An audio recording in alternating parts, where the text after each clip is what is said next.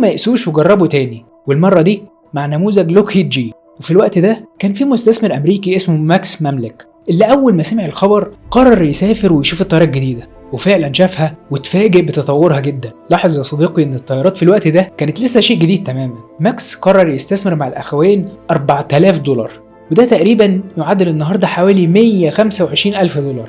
وفعلا بدأوا يعملوا رحلات للناس سعرها ما يتجاوزش $10، وصمموا أكتر من طيارة، بس لما عرضوها على الناس عشان يشتروها محدش كان عاوزها. وفي سنة 1916 عملوا حركة جريئة، وهي تصميم طيارة تقدر تقلع وتهبط على المية. كان تفكيرهم ساعتها انهم لو نجحوا في ده هيقدروا يبيعوها للبحرية الأمريكية، لكنهم اتفاجئوا ان البحرية ما اهتمتش اصلا بطيارتهم. الجيش كان عنده اسطول ضخم من الطيارات الأمريكية بعد الحرب العالمية الأولى.